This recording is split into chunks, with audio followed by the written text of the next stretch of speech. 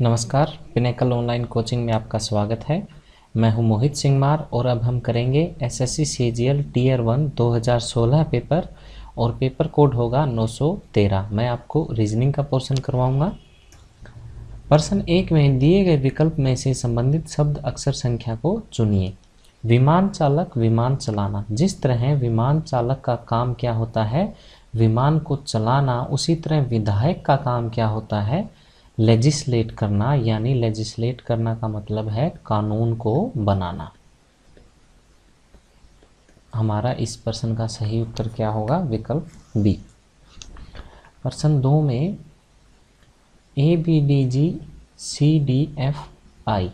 यहाँ पर देखिए ए पहले स्थान पर है, सी तीसरे स्थान पर। हमने क्या किया है, यहाँ 2 इसमें जोड़ दिया है। इसी तरह आप देखिए ई 5वें स्थान पर है। जब इसमें हम 2 जोड़ेंगे तो हमें यहाँ 7वें स्थान का अक्षर मिलेगा और 7वें स्थान पर क्या होता है? जी होता है। दिए गए विकल्प में जी पहले स्थान पर सिर्फ ए विकल्प में दिया हुआ है, ये हमारा सही उत्तर है। प्रश्न 3 में 26, 48, 82 हमें बताना है। इसके बाद क्या आएगा? यहाँ देखिए 26, 5 का अगर हम वर्ग करें और उसमें 1 जोड़ें तो हमें मिलेगा 26। अब उसके बाद देखिए 7 का अगर वर्ग करें, उसमें से 1 घटाएं, 7 का वर्ग 49, उसमें से 1 घटाया तो हमें मिलता है 48। इसी तरह 9 का अगर हमने वर्ग किया और उसमें 1 जोड़ा तो हमें मिला 82। अब यहाँ 5 और 2 7 थे, इसी तरह 9 और 2 11। 11 का वर्ग उसमें से 1 घटाएंगे तो 11 का वर्ग होता है 121, घटा 1 हमें मिलेगा 120। प्रश्न 4 में हमें बताना है कि दिए गए विकल्प में से विषम शब्द अक्षर युग्म कौन सा है। यहाँ पर दिया है गाय, भैंस, घोड़ा और बकरी। यहाँ देखिए अगर हम विकल्प 3 को छोड़ दें तो बाकी जो तीनों हैं, गाय, भैंस और बकरी, वो जो तीनों हैं वो ऐसे जानवर हैं जो हमें दूध देते हैं। इसके साथ साथ ही घोड़ा जो है पुल्लिंग है और ये बाकी जो 3 है ये स्त्रीलिंग है, इसलिए ये जो है विकल्प सी बाकी 3 से अलग है। प्रश्न 5 में भी हमें बताना है कि इनमें से विषम कौन सा है। यहाँ पर अगर आप आखिरी के 2 अक्षर देखें, F और H, F छठे स्थान पर होता है, H 8वें स्थान पर होता है। यहाँ अंतर कितने का है? 2 का। E 5वें पर, G 7वें पर, यहाँ भी 2 का अंतर है। M 13वें स्थान पर, O 15वें पर, यहाँ भी 2 का अंतर है। लेकिन V यहाँ पर 22वें पर और W 23वें स्थान पर होता है, यहाँ 1 का अंतर है, इसलिए ये बाकी से अलग है। प्रश्न 6 में 93, 79, 97 और 89। अगर हम विकल्प ए को छोड़ दें तो बाकी जो 3 हैं वो सभी क्या हैं? अभाज्य संख्याएं हैं। अभाज्य संख्याएं वो होती हैं जो सिर्फ 1 से और अपने आप से भाग हों, लेकिन जो विकल्प ए है वो 1 से, 3 से, अपने आप से भाग होता है, इसलिए ये भाज्य संख्या है, ये अलग है बाकी 3 से। प्रश्न 7 में निम्नलिखित शब्दों को शब्दकोश में दिए क्रम के अनुसार हमने लिखना है। सबसे पहले देखिए हमें 2 और 4 की तुलना करनी है। 2 और 4 में हम देखें तो यहाँ L है, यहाँ S है। पहले क्या आएगा? 2 आएगा। अब उसके बाद यहाँ 1 दिया हुआ है, ठीक है। हमें अब 4 और 3 में से देखना है। यहाँ पर देखिए S के बाद O है, यहाँ S के बाद I है, इसलिए पहले I आएगा, मतलब पहले 4 आएगा। ये विकल्प हमारा सही उत्तर है। प्रश्न 8, यहाँ पर हमें बताना है कि यहाँ लुप्त संख्या के लुप्त पद जो है वो क्या आएगा। ये देखिए NOA PQB RSC। अब आप देखें N जो है वो 14वें स्थान पर आता है, P जो है 16वें स्थान पर आता है और R जो है 18वें स्थान पर आता है। इसके बाद 14, 16, 18 अगला अक्षर क्या आएगा? 20 और 20वें स्थान पर क्या होता है? T। O जो है 15वें स्थान पर होता है, Q 17वें स्थान पर होता है, S जो है 19वें स्थान पर। इसके बाद क्या आएगा? 21वां और 21वें स्थान पर क्या होता है? U। A पहले पर, B दूसरे पर, C तीसरे पर, अब चौथे स्थान पर क्या आएगा? D। ये हमारा सही उत्तर होगा। प्रश्न 9 में भी हमें लुप्त संख्या बतानी है। यहाँ पर देखिए 10, 18, 28 और 40। यहाँ अंतर है 8 का, यहाँ 10 का, यहाँ पे 12 का, इसलिए अगला जो पद है वहाँ अंतर कितना होगा, 14 का। और जब हम 44 में 14 ऐड करेंगे तो हमें मिलेगा 54। ये हमारा सही उत्तर होगा। एक पिता की आयु 4 वर्ष पहले अपने पुत्र की आयु की 8 गुना थी, वर्तमान में पिता की आयु अपने पुत्र की आयु की 4 गुना है। इसने कहा है कि वर्तमान में जो पिता है उसकी आयु पुत्र की आयु की 4 गुना है, ये इसने दिया हुआ है। और 4 वर्ष पहले, देखिए वर्तमान में आज पिता की जितनी आयु है 4 वर्ष पहले वो उससे 4 कम थी। इसी तरह पुत्र की जो आज वर्तमान आयु है वो भी 4 वर्ष पहले 4 वर्ष कम थी। 4 वर्ष पहले अपने पुत्र की आयु की 8 गुना थी। अब इसको अगर हम दोनों को खोलते हैं तो हमें यहाँ पर मिलेगा कि पिता की आयु बराबर में यहाँ पर आएगा 8 पुत्र की आयु घटा 28। अब यहाँ पिता जो है बराबर है 4 गुना पुत्र की आयु के, तो यहाँ पर हम लिख सकते हैं 4 गुना पुत्र की आयु बराबर 8 पुत्र की आयु घटा 28। और यहाँ से हमें मिलेगा कि जो पुत्र की जो आयु है वो कितनी है, 7 वर्ष। प्रश्न 11 में प्रेमा अजय की बहन है। प्रेमा जो है यहाँ दिया है वो किसकी बहन है, अजय की बहन है। बेनीता अजय की माता है। अजय की माता कौन है, बेनीता। उसके बाद देखिए बेंजामिन बेनीता के पिता हैं। बेनीता के पिता कौन है, बेंजामिन है। बेंजामिन जो पिता है या माता है मैं उनको ऊपर लिखता जा रहा हूँ, बहन भाई को उसके बराबर में। अब उसके बाद दिया है कि लीला बेंजामिन की माता है। बेंजामिन की जो माता है वो है लीला। हमें बताना है कि प्रेमा का लीला से क्या संबंध है। अब देखिए प्रेमा की जो माता है वो कौन है, बेनीता। और बेनीता की के पिता है बेंजामिन और उनकी भी माता है लीला। इसलिए जो प्रेमा है वो लीला की क्या है, परपोती है। ये हमारा सही उत्तर होगा। प्रश्न 12 में से हमें वो शब्द चुनना है जो दिए गए शब्द के अक्षरों का प्रयोग करके नहीं बनाया जा सकता। आप जब ऑप्शंस देखेंगे, विकल्प देखेंगे तो आपको मिलेगा कि विकल्प बी में यहाँ एस दिया हुआ है, लेकिन जो हमें शब्द दिया गया है इसमें एस कहीं पर भी मौजूद नहीं है, इसलिए ये नहीं बनाया जा सकता। प्रश्न 13 में यदि पॉपुलर को किसी कोड में ये लिखा जाए तो फेमस का कोड बताइए।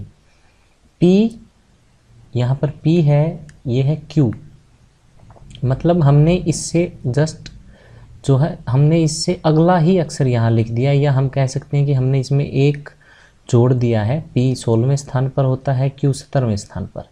इसी तरह यहाँ दिए गए शब्दों से का अगर हम अगला अक्षर लिख देंगे तो एफ का क्या होगा, जी, ए का होगा बी, एम का एन, ओ का पी, यू का वी और एस का टी। ये हमारा सही कोड होगा GBNPVT। प्रश्न 14 में यदि 1 3 5 को 1 9 2 5 7 9 1 1 को 4 9 8 1 1 2 1 लिखा जाए तो 19 21 23 को कैसे लिखेंगे। यहाँ पर देखिए ये अगर मैं समीकरण लूँ तो इसको कैसे लिखा गया है। यहाँ पर 1 का स्क्वायर 1 का वर्ग किया गया है, 3 का वर्ग किया गया है और 5 का वर्ग किया गया है। ये अगर देखें आप 1 का वर्ग क्या होगा 1, 3 का वर्ग क्या होता है 9 और 5 का वर्ग क्या होगा 25। यहाँ से ये संख्या बनी है 1 9 2 5। इसी तरह यहाँ पर 7 का वर्ग यहाँ क्या है 49, 9 का वर्ग 81 और 11 का वर्ग हम करें तो हमें संख्या मिलती है ये। इसी तरह 19 का जो है वर्ग करेंगे तो क्या होगा 361। उसके बाद 21 का जब हम वर्ग करेंगे तो मिलेगा 441 और 23 का जब वर्ग करेंगे तो हमें मिलेगा 529। ये हमारा सही उत्तर होगा। प्रश्न 15 में अगर घटा का मतलब भाग है, जमा का मतलब गुणा है, भाग का मतलब घटा है और गुणा का मतलब जमा है तो सही समीकरण ज्ञात कीजिए। जब आप ये निशान दिए गए निर्देश के अनुसार बदलेंगे तो आपको विकल्प ए सही समीकरण मिलेगी। ये हम देखते हैं। 20 घटा का मतलब भाग है, भाग 4, जमा का मतलब है गुणा, 6 भाग का मतलब है घटा 9 और गुणा का मतलब है जमा 4, और हमें मिलना चाहिए 25। देखते हैं, पहले हम भाग करते हैं। यहाँ पर क्या आएगा, 5 गुना 6 घटा 9 जमा 4। ये देखिए 30 घटा 9 जमा 4 बराबर हमें मिलता है 25, और हम कह सकते हैं कि यहाँ से 25 बराबर हमें मिल गया 25। ये हमारा सही समीकरण है। प्रश्न 16 में हमें लुप्त संख्या बतानी है। यहाँ पर देखिए, जब आप 3 को इसके सामने जो संख्या है क्या है, 9, 3 को जब आप 3 से गुना करेंगे तो आपको मिलेगा 9, सामने वाली संख्या। इसी तरह 7 के सामने क्या है, 21, मतलब 7 को 3 से गुना किया हमें मिला 21। तो यहाँ पर 4 के सामने कौन सी संख्या आएगी, 4 को 3 से गुना कीजिए, आपको सही उत्तर मिलेगा 12। प्रश्न 17 में PQRS कैरम खेल रहे हैं। P ये कैरम है, PRSQ जोड़ीदार हैं, SR के दाहिनी ओर बैठा है, R का चेहरा पश्चिम की ओर है। ये देखिए, ये है पूर्व, ये है पश्चिम, ये है उत्तर और ये है दक्षिण। अब यहाँ देखिए, R का चेहरा पश्चिम की ओर है, इसका मतलब R यहाँ बैठा है, उसका चेहरा किस तरफ है, पश्चिम की ओर। R और P जोड़ीदार हैं तो P उसके सामने बैठेगा। इसी तरह यहाँ दिया है कि S जो है R के दाहिनी ओर बैठा है, ये R का चेहरा उधर है तो ये इसका दाईं तरफ है, ये बाईं तरफ है। तो दाहिनी तरफ कौन बैठा है, S बैठा है, तो Q कहाँ बैठेगा, S के सामने। तो Q का चेहरा किस तरफ हुआ, उत्तर की तरफ। प्रश्न 18 में आपको कथन और निष्कर्ष दिए गए हैं, आपको बताना है कौन सा उनमें से ठीक है। कथन है, पौष्टिक भोजन स्वादिष्ट और स्वास्थ्य के लिए अच्छा होता है। पहला निष्कर्ष है, उसके बाद ये कथन है कि शहद पौष्टिक है। पहला निष्कर्ष है शहद स्वास्थ्य के लिए अच्छा है। ये देखिए, यहाँ साफ दिया हुआ है कि पौष्टिक भोजन स्वास्थ्य के लिए अच्छा होता है और शहद पौष्टिक है, इसका मतलब शहद स्वास्थ्य के लिए अच्छा है, ये सही है। स्वादिष्ट भोजन पौष्टिक होता है, हमें ये दिया हुआ कथन में कि पौष्टिक भोजन स्वादिष्ट होता है, न कि स्वादिष्ट भोजन पौष्टिक होता है, इसलिए ये गलत हो गया। हमारा सही उत्तर क्या है, केवल निष्कर्ष 1 सही है। प्रश्न 19 में हमें बताना है कि यहाँ पर कितने त्रिभुज हैं। अगर मैं सिर्फ एक यहाँ से एक इस वर्ग को लूँ, यहाँ पे ये लाइन दी हुई है, यहाँ पे कुल कितनी त्रिभुजें हैं, 1 और 1 ये 2। इस तरह के कितने वर्ग हैं, 1 2 3 4 और 5। तो यहाँ पर कुल कितनी त्रिभुज हुई, 10। इसके बाद देखिए, अगर हम 2 वर्गों को जोड़ दें तो हमें कितनी त्रिभुज मिलेंगी। ये देखिए, एक यहाँ पर त्रिभुज मिलती है, दूसरी त्रिभुज यहाँ पर, तीसरी हमें एक ये त्रिभुज मिलती है, और एक यहाँ पर नंबर 4 त्रिभुज ये है। तो जब हम 2 वर्ग को जोड़ देते हैं तो हमें कितनी त्रिभुजें मिली, 4। इसके बाद यहाँ देखिए, हमें एक ये बड़ी त्रिभुज यहाँ पर दिखाई देगी और एक इसके विपरीत दिशा में यहाँ पर 2 हमें बड़ी जो त्रिभुजें हैं कितनी दिखाई दी, 2। तो कुल यहाँ पर कितनी त्रिभुज हो गई, 16। आप इसको ABCD इस तरह नाम देकर भी कर सकते हैं या इस तरह भी। प्रश्न 20 में हमें बताना है कि डॉक्टर, आदमी और अभिनेता में सही संबंध कौन सा विकल्प दिखा रहा है। देखिए, आदमी जो है वो डॉक्टर भी बन सकता है और अभिनेता भी हो सकता है, लेकिन सभी अभिनेता सिर्फ आदमी ही हो ये ज़रूरी नहीं है, क्योंकि कुछ अभिनेता या कुछ डॉक्टर औरतें भी हो सकती हैं। इसलिए सही जो विकल्प है वो विकल्प C है, जहाँ पर बीच में जो घेरा है वो आदमी को दर्शाता है, एक तरफ आपका घेरा डॉक्टर को और दूसरी तरफ अभिनेता को। ये हमारा सही उत्तर होगा। प्रश्न 21 में हमें दिए गए चित्र को देखना है कि विकल्प में कौन सी आकृति पूरा करेगी। यहाँ पर आप देखिए कि यहाँ पर जो आपको एक छोटा ये घेरा दिया हुआ है, ये इस किनारे के बिल्कुल पास है। अब आप देखें, विकल्प A में ये लाइन से ही अलग दिया हुआ है, ये गलत हो गया। विकल्प C में यहाँ पर देखिए, हमें ये घेरा ऊपर दिया हुआ है, लेकिन हमें यहाँ पर कहाँ चाहिए है, नीचे की तरफ, ये इसलिए गलत हो गया। विकल्प D में बीच में दिया हुआ है, विकल्प B हमारा सही उत्तर है। प्रश्न 22 में हमें बताना है कि दी गई उत्तर आकृतियों में से वो आकृति कौन सी जिसमें प्रश्न आकृति निहित है। तो जब आप देखेंगे विकल्प सी में, यहाँ पर ये देखिए, यहाँ पर ये प्रश्न आकृति निहित है, ये हमारा सही उत्तर है। प्रश्न 23 में जब किसी कागज को प्रश्न आकृति में दिखाए अनुसार मोड़ा जाए और इस तरह हमने काट दिया तो खोलने के बाद वो कैसा दिखाई देगा। यहाँ देखिए हमने ये कट लगाया, जब मैं इसको इस तरफ खोलूँगा तो हमें इस तरह की एक आकृति दिखाई देगी, और जब इसको हम दोबारा से खोलेंगे तो यही आकृति हमें यहाँ इस तरह दिखाई देगी। तो हमें एक इस तरह की दो कट जो है दिखाई देंगे। अगर आप देखें तो ये सिर्फ विकल्प ए में दिए हुए हैं, इसलिए ये हमारा सही उत्तर है। प्रश्न 24 में अगर दर्पण को हमने mn पर रखा तो इसकी सही प्रतिबिंब क्या होगा। ये देखिए, ये जो ऊपर आपको वर्ग दिया हुआ है ये हमें दर्पण में नीचे की तरफ दिखाई देगा।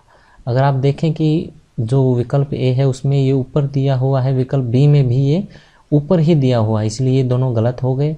अब देखिए विकल्प सी और डी में ये नीचे है, लेकिन विकल्प सी में आप देखें तो यहाँ पर बाईं तरफ क्या है, एक त्रिभुज दी हुई है, यहाँ पर बाईं तरफ क्या दे दिया, इसने एक गोला दे दिया, एक घेरा दे दिया, इसलिए ये भी गलत हो गया। विकल्प डी हमारा सही उत्तर है। प्रश्न 25 में हमें बताना है कि RATE के लिए सही समूह कौन सा होगा। जिस तरह मान लीजिए आपको बताना हो कि 68 के ऊपर कौन सा अक्षर है, तो ये जो 6 है वो पंक्ति को दर्शाता है, ये पंक्तियां हैं, और 8 जो है वो स्तंभ को दर्शाता है, ये जो है स्तंभ है। अब देखिए 6 की पंक्ति 8 का स्तंभ जब आप लिया और दोनों जहाँ पर एक दूसरे को काटते हैं वो अक्षर आपका उत्तर होगा। या आप कह सकते हैं कि S के लिए सही जो अंक है वो क्या है, 68 है। इसी तरह आपको बताना RATE के लिए सही समूह कौन सा है इन दिए गए विकल्प में से, तो आपको पता लगेगा कि विकल्प ए सही है। हम देखे हैं 2 यहाँ पर 2 की पंक्ति, 2 का ही स्तंभ, यहाँ पर देखते हैं कि R दिया हुआ है, 2 4 यहाँ पे ए दिया हुआ है, 7 5 ये देखिए 7 की पंक्ति 5 का स्तंभ यहाँ पे टी दिया हुआ है, 9 यहाँ पे 9 और 9 यहाँ पे ई दिया हुआ है, इसलिए ये हमारा विकल्प हमारा सही उत्तर होगा। ये था रीजनिंग के बारे में। धन्यवाद।